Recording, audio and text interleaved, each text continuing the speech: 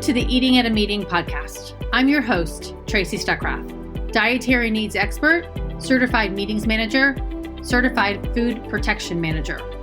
I have searched the globe to find people and businesses who are creating safe, sustainable, and inclusive food and beverage experiences for their employees, guests, and communities.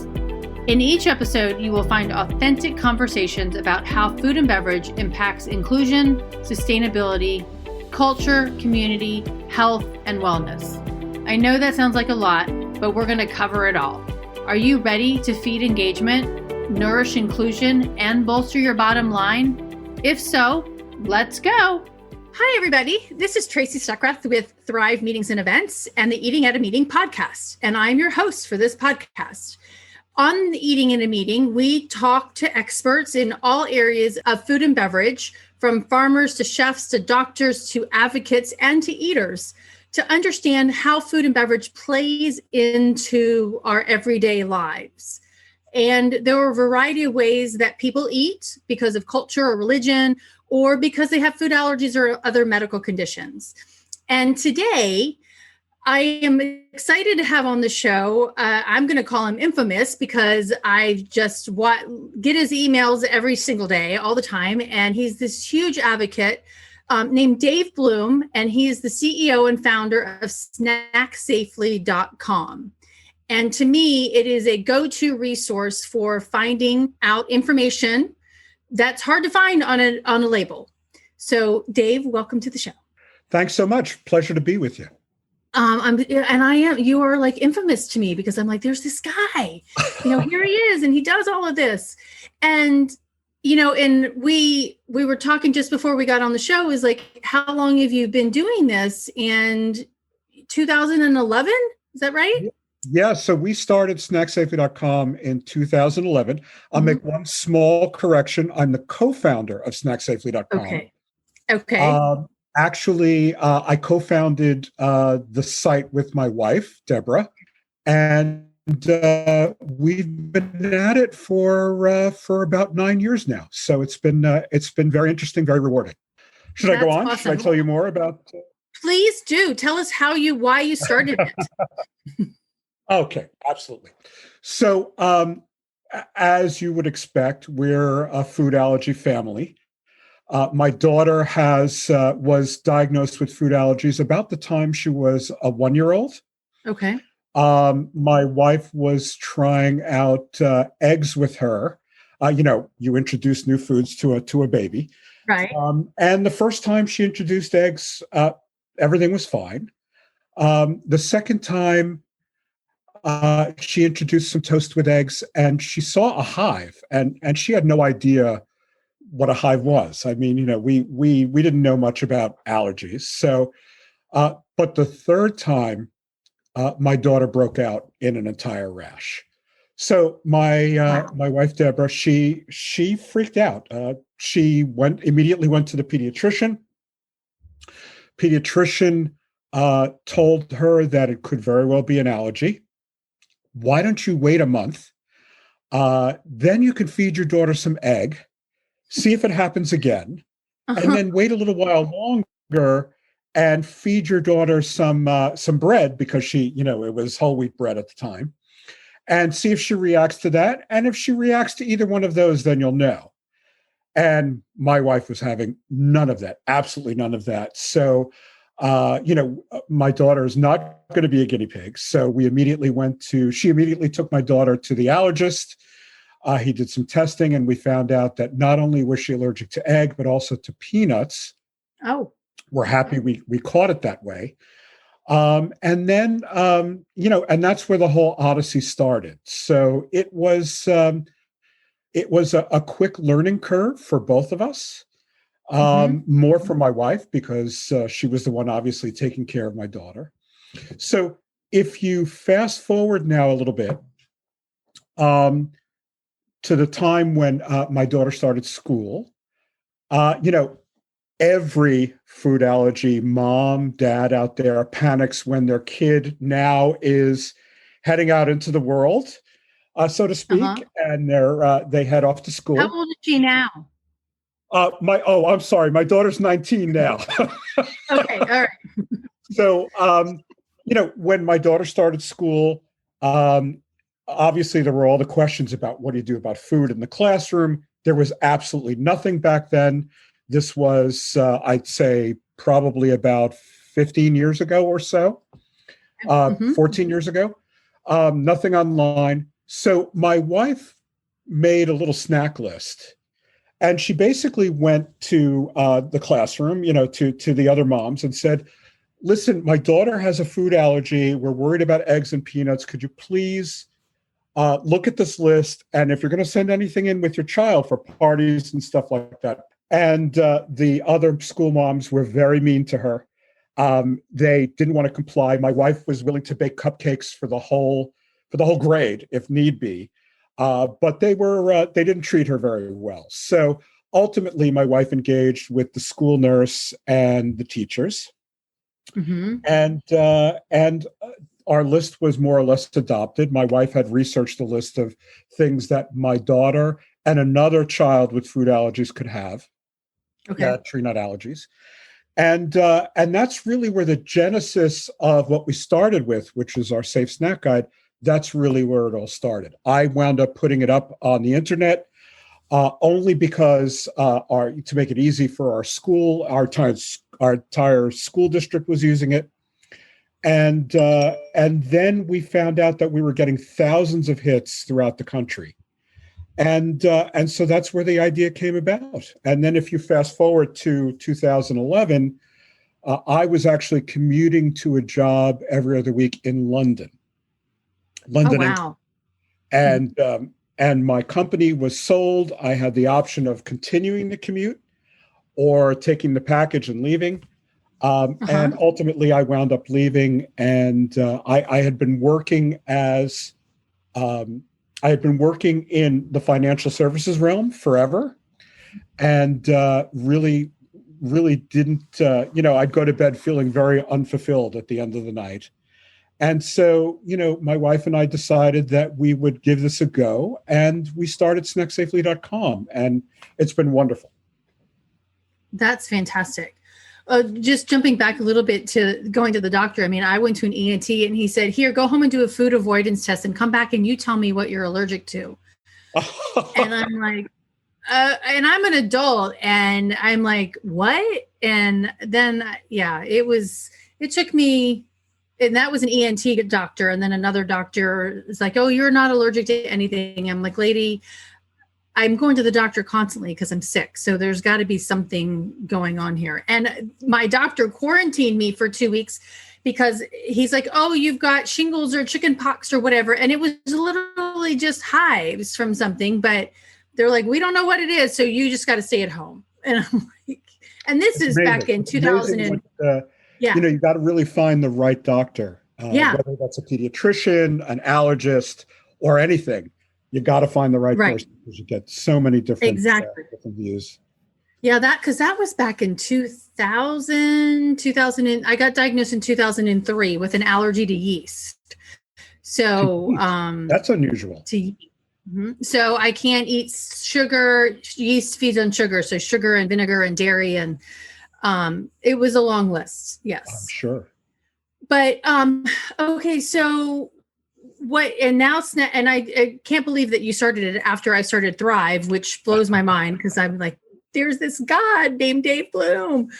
So I'm so glad that it's taken off so much and you are a resource. And so every year at Halloween and actually throughout the year, you update your snack safely list, right?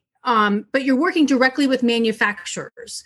So can you talk to people, share how that works? Sure. So when we founded snacksafely.com, the whole idea was really for me was to spin up on what was going on in the food allergy world. So there are really two sides of the business. One side is our blog, which is all about all things food allergy. So we talk about new research toward therapies and a cure for food allergy. We talk about the epinephrine market. We talk about basically anything that a food allergy and increasingly celiac family would want to know about. And we actually started the blog to bring folks in for our guides, which I'll talk about. Um, but it really has taken off on its own. It's been a learning experience for me. And as I've found interesting things, I've put them up online, and we seem to have a following there. Yeah. So in terms of what we do with companies, today we work with over 130 manufacturers. In order to understand what we do and why we do it, you really have to understand labeling in the US. And our labeling laws are incredibly lax here. And so manufacturers have to label if the product contains one of 8 top allergens: peanuts, tree nuts, milk, eggs, soy, wheat, fish, and crustacean shellfish. And it looks like if the FASTER Act passes, which is legislation that's currently being promoted by FAIR, if that legislation passes, sesame will be added as the 9th allergen. Okay. But the question is, if you have an allergy outside of the top 8 or top 9, what does that mean? Right. And, sesame is obviously a big one. But the other problem is that you don't know for sure whether your product that you're looking at necessarily was manufactured on the same equipment or in the same facility as your allergen is processed. So a perfect example, right. Everyone's seen those messages, the warnings on the label. This product may contain soy, or this product was made on equipment that also processes milk. Those warning messages are entirely voluntary. The manufacturer really has the discretion to include those labels, not include those labels. The FDA, in fact, has nothing to say about those labels. So you may pick up a product, you look at the ingredient list, and the ingredient list says everything's fine, doesn't have your allergen of concern. Let's say it's peanuts. You look for the warnings, there isn't one, or maybe there's a warning about may contain traces of milk, but you don't have a milk allergy, so that's not a problem. And you think you're okay, but you don't know, because some manufacturers include those advisory warnings, some don't include those warnings, and some will warn for one allergen. Let's say they'll warn for milk, but they won't warn for another allergen, let's say a tree nut. So there's all this ambiguity. You can use the label to tell you when a product is not safe for you. So if it's warning about peanuts, you know to stay away. But the fact that that product does not have a warning for your particular allergen doesn't mean it wasn't produced on the same line or whatever. Right. So that ambiguity is really where we try and step in. So we established our original Safe Snack Guide, which is products that are peanut and tree nut free. Okay. But what we do is we track 11 allergens. The top 8 that I mentioned before: sesame, mustard, and gluten. Okay. And we work with 130 manufacturers. We help them to disclose precisely how their product is manufactured with respect to those allergens. And then we use that information to source the Safe Snack Guides, and we have a product screening service called Allergens as well. Okay, so there are so many stories of moms and dads calling up XYZ manufacturer going, what's in your spices? What's in that? Because my kid has food allergies, and they're like, sorry, that's our top secret sauce. You can't know that. So how are they telling you, and they're not going to tell, the everyday mom? And you're really just snacks, right? No, we're not just snacks. We actually, our guide is all foods. We started as snacks, which is why it's called the Safe Snack Guide. Okay. But it's all foods. We have we have everything from entrees, frozen foods, breads, and breakfast cereals, and everything you can imagine. Well, so this is really where our blog and our guides come together. So we have an incentive. We don't charge consumers, and we don't charge manufacturers to have listings with us. They can come as long as they abide by our terms of service, and they use our platform to disclose their exactly how their products are made with respect to the allergens that we track. Then we'll list their items for free. So there's incentive for them because we have such a wide distribution of our guide. Last year, we had over 100,000 of our guides distributed. Wow. Downloaded, actually. And in fact, many more of those, probably 3 or 4 times that many, are distributed via schools. So we have lots of distribution. That's incentive for companies to come work with us. And that's how this all happens. So what we don't do is we don't call the company and we don't say, can I speak with your customer service person, please? Can you tell us how this product is manufactured with respect to this allergen? What we do is we have a direct relationship with the companies that we work with, and we have a platform that we developed that they use to actually disclose precisely how each allergen is processed in the facility. So they go to your website and upload it, and then it populates your site. It populates our database, and then we use that information to generate our Safe Snack Guide. So actually, next week, we'll be announcing that not only will we have a peanut and tree nut-free Safe Snack Guide, but we'll also have gluten-free, sesame-free, and milk-free guides. Oh, wow. So we're going to have a whole family. And then we also have a custom guide that you can come to. You can specify your tolerance for the 11 allergens that we track, and you can create your own guide, perfect for play dates, perfect for classrooms, tailored for classrooms, that kind of thing.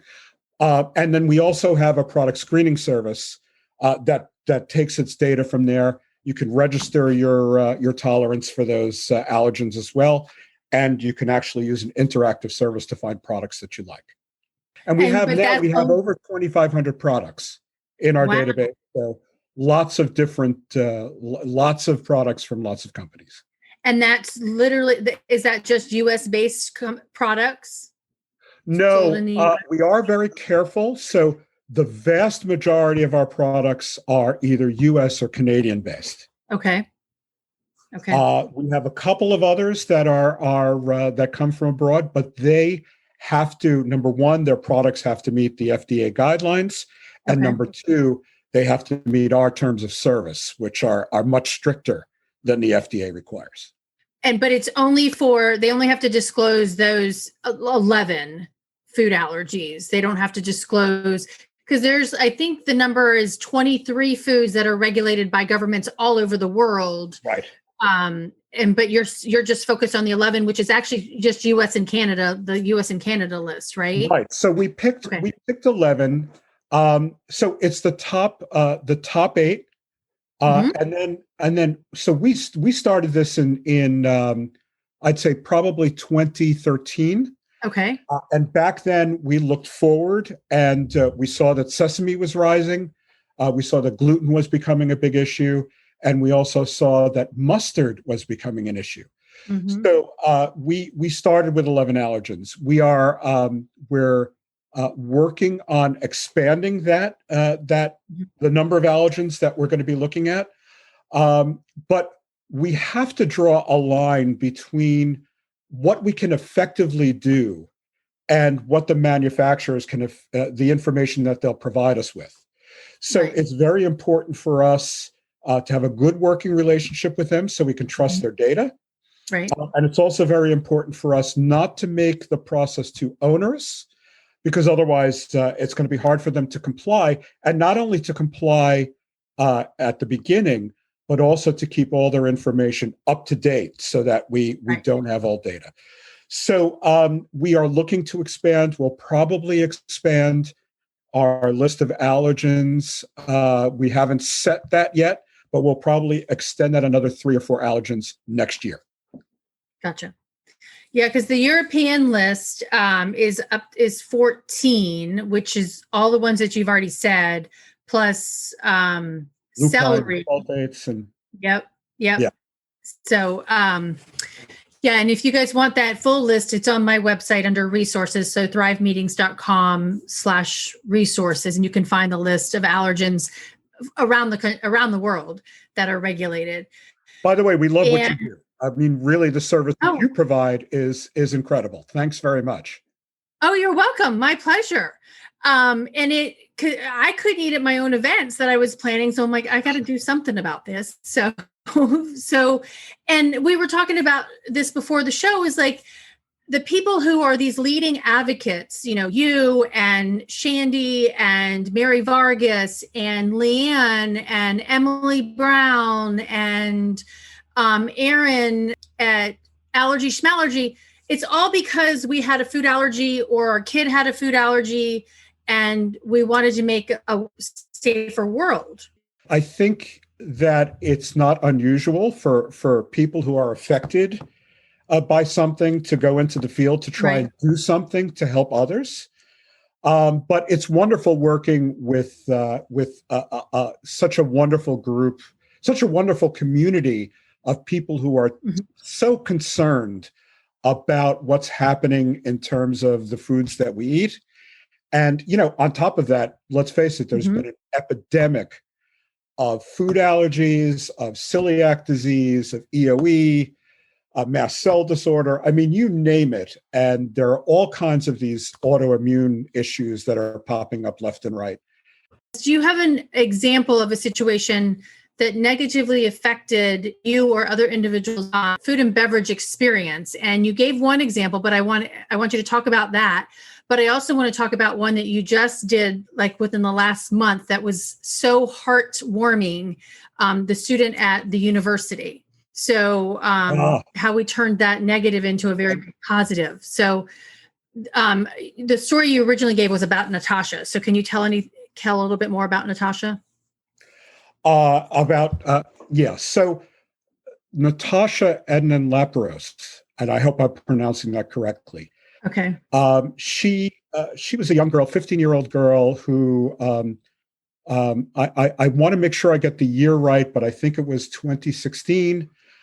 She is going on holiday with her dad and her best friend. Is looking forward to. So they're going from London Heathrow to Nice.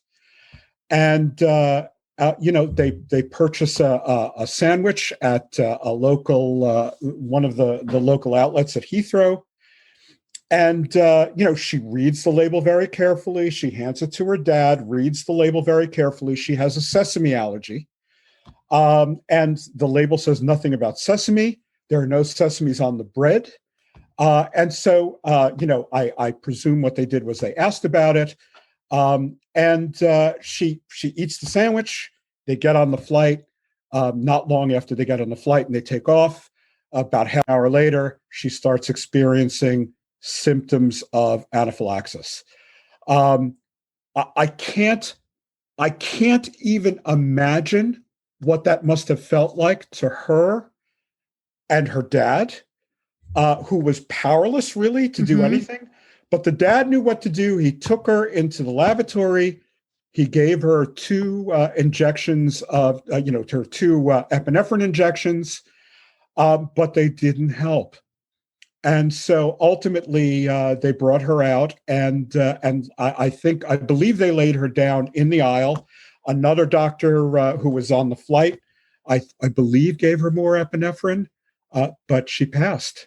Right there on the plane. Right. Well, they took her off the plane in Nice, and she was pronounced dead at the hospital there. My daughter's 19 years old, and this is obviously one of those worst case scenarios. She did everything right. She looked at the label. Her dad looked at the label. When she started getting symptoms, they injected epinephrine, but it didn't work. And which just goes to show, you've got to be vigilant. You've got to read every label. You've got to always have your 2 epinephrine auto-injectors with you. And that's the best you can do. But this is a horrific disease, and it can be life-threatening. And I just want to warn everyone out there that there's no such thing as being mildly reactive to something. So, maybe you're mildly reactive to milk. I'm not talking about an intolerance, but I'm talking about a true allergy. Maybe you get a hive or two, and you think, well, that's okay. If I'm accidentally exposed to it, no problem. If worse comes to worse, I'll give myself an injection. You've got to always be on your guard. You don't know if a mild reaction one day is going to be a serious reaction, an anaphylactic reaction the next. And right. This story of Natasha, there are cases where epinephrine may not be enough. And so be on your guard, always have your epinephrine with you, and do the best that you can. Yeah. But that's Natasha's story. It is heartbreaking. Her parents, my heart goes out to them. They've done wonderful work in the UK to establish some new regulations so that food that's prepared on site and packaged on site has to show, the full ingredient list, that kind of information. But, and that's wonderful work they're doing. But obviously, there's a hole in their lives, and and I can't imagine. That's okay, and that's the heart behind it, right? And unfortunately, somebody passed away to make that heart the mission of that. But and for people to understand too, in the UK back in 2014, the European Union and the UK instituted a new law called EU 1169, and before December 14th. To December 2014, they had laws just like we do here in the US that you have to label on prepackaged foods. So any snacks that you buy at a grocery store and things like that. Well, in 2014, they changed that law. They updated it so that all unpackaged food also must be labeled if it has any of the 14 allergens that they declare as allergens. There was a loophole in that sandwich that Natasha ate because it was prepared on site and then packaged out for sale right there in the airport store. And so there was a loophole that they didn't actually have to label for it. And now that loophole, as you mentioned, has been sealed completely so that doesn't happen again. It's heart-wrenching to definitely have to be the onus is that your child died to get this information, out there to the world. One other case that is recent that I actually found out about because of your blog was a gentleman, a young man who's at a university in New York, and he was quarantined for COVID in a separate dormitory, and he had communicated his allergens to the catering company and to the university. And do you want to tell the rest of the story? Listen, I felt very badly for him and wanted to sort of somehow make it up for him. But the story goes this way. I mean, he's a college freshman at the University of Buffalo. And he's there for a couple of weeks.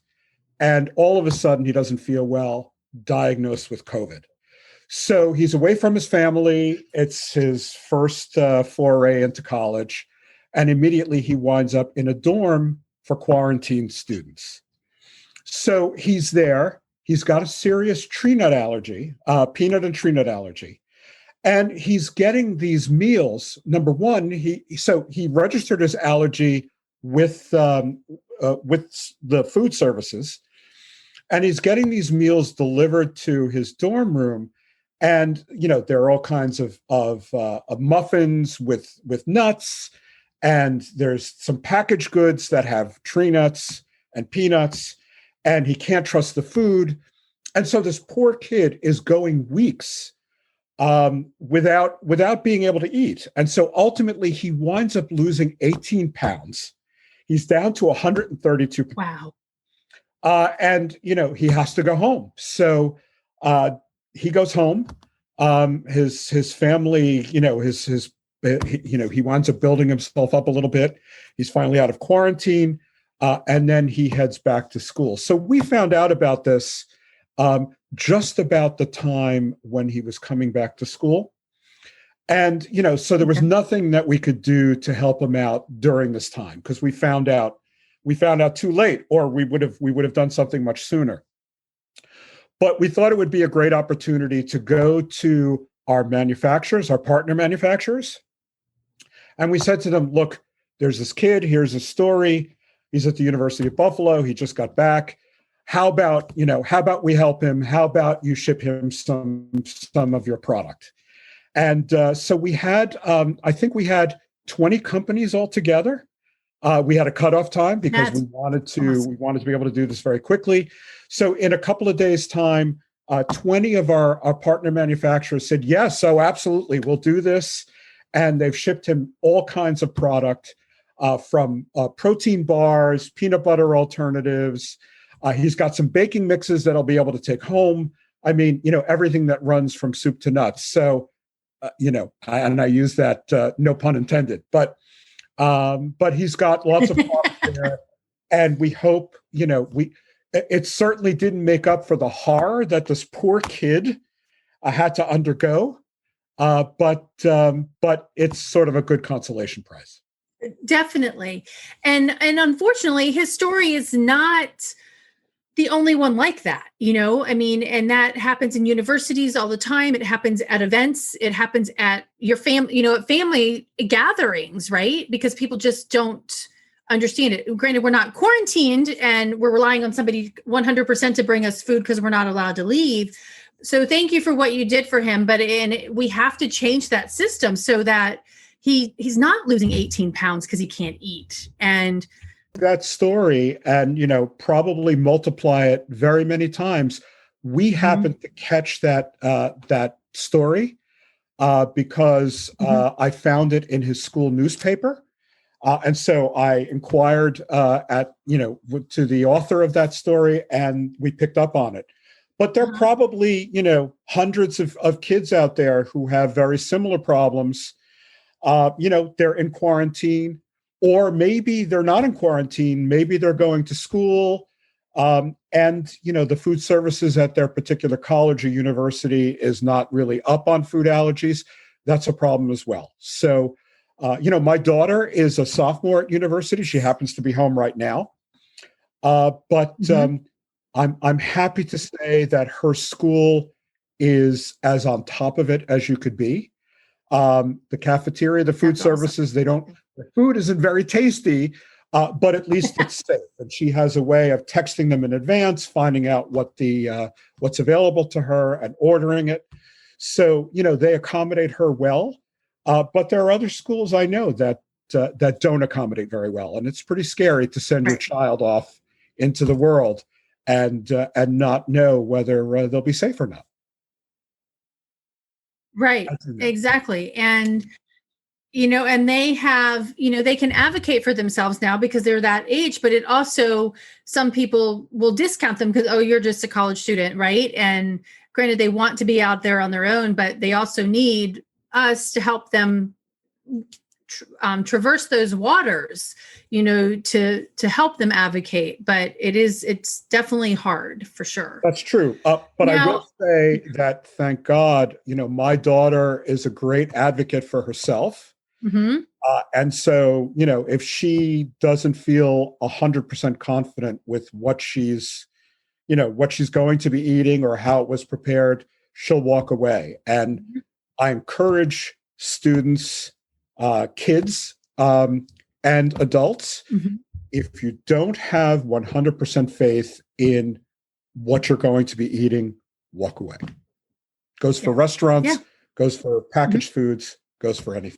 Yeah. And sometimes you're not alone, you and I go out to dinner and we can't eat, or, your daughter can't eat and we have to walk. The whole group is going to walk away, for the most part. Right. Or, we might be kind and say, just stay here, but that's a large opportunity for some additional revenue, or that's, a lost revenue for you, depending on where you are. Sure.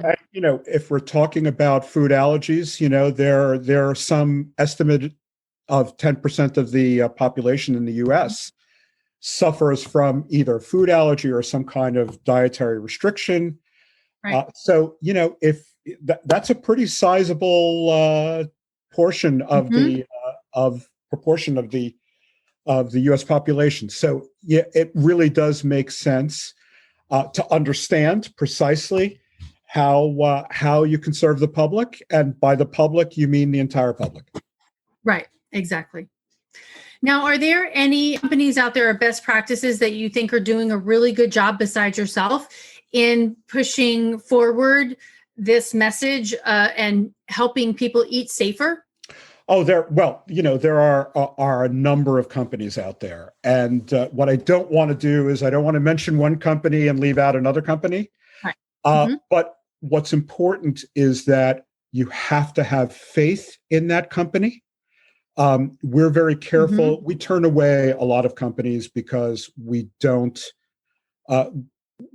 quite understand precisely how they manufacture their products. We don't trust what they're telling us, and so you really do have to have faith. So for people who want to find products that and companies that they can have faith in, come to our website. You can see the 130 partner manufacturers that we have, very carefully vetted. All the products are carefully vetted, and you can see down to the allergen precisely how each is manufactured. And also, we encourage other companies, whether they are specifically in the free from realm or if they're manufacturers of sort of your standard fare, they're welcome to come to us, work with us.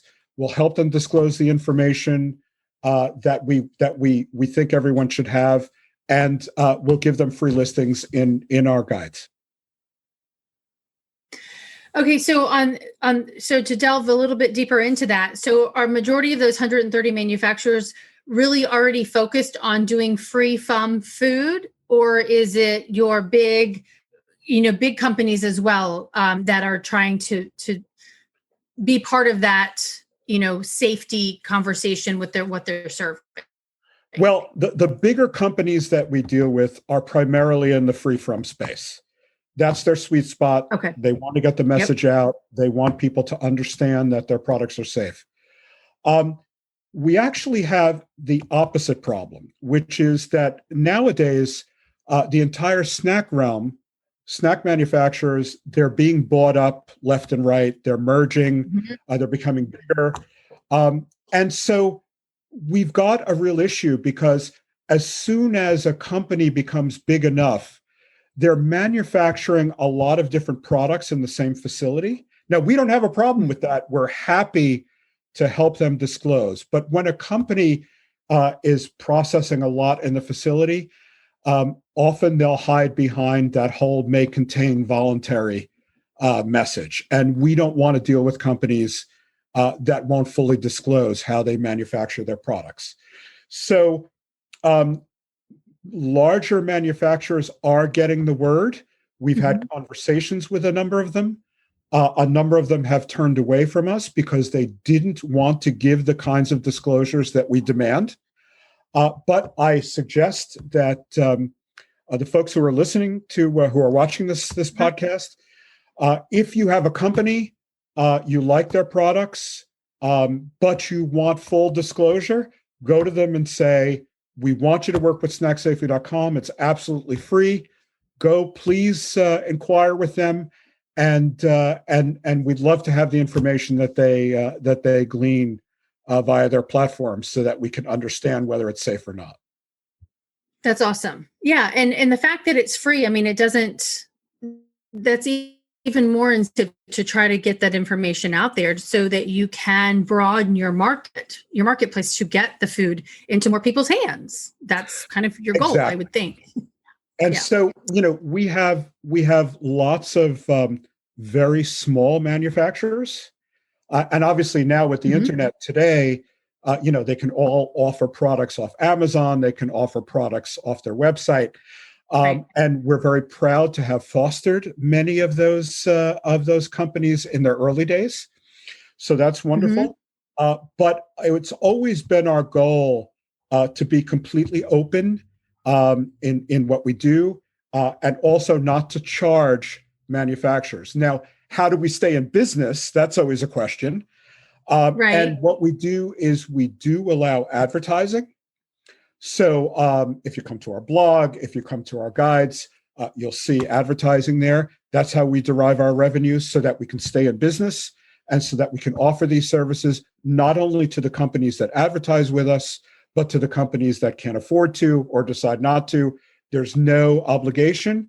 And so what we also wanted to do is make sure that the barrier to entry was practically zero, Mm-hmm. so that you could come and, whether you're large or small, have your products listed with us. That's fantastic. Okay, so we're coming up to the end of the show here. I'm running out of some time. So I have two final questions for you.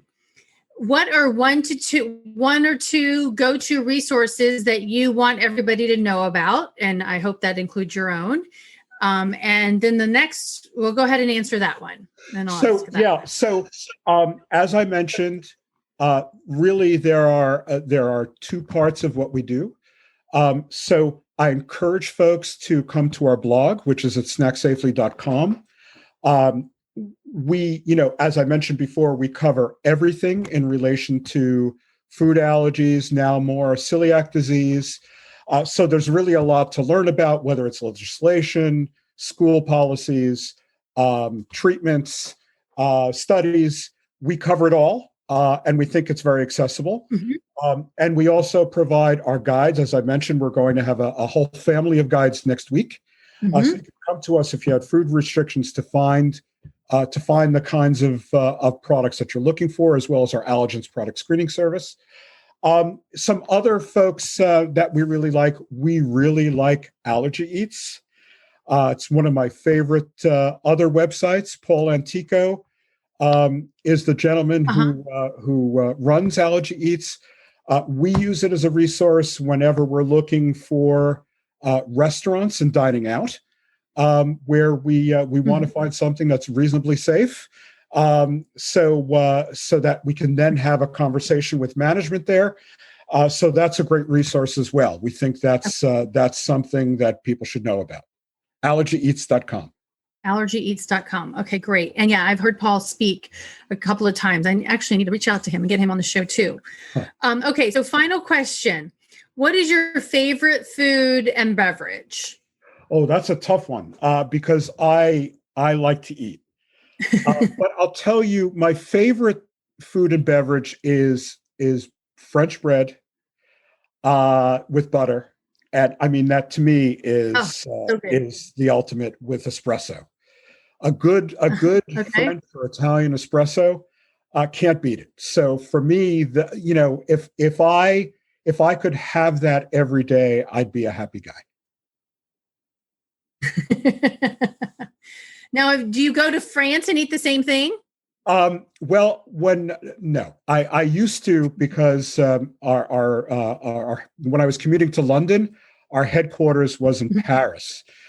Okay. Yeah.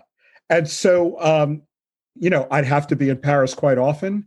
And what I would do for breakfast every morning was go out to one of the sidewalk cafes and have my breakfast, bread and butter and wonderful coffee.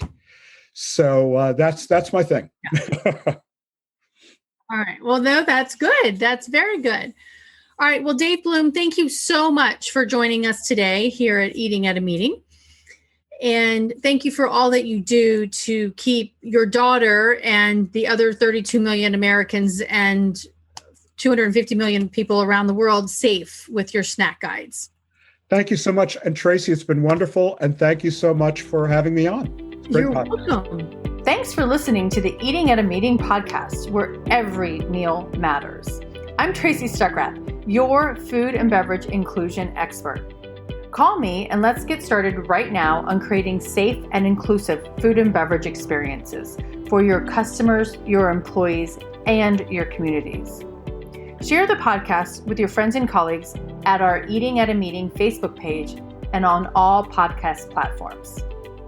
To learn more about me and receive valuable information, go to tracystuckrath.com. And if you'd like more information on how to feed engagement, nourish inclusion, and bolster your bottom line, then visit eatingatameeting.com.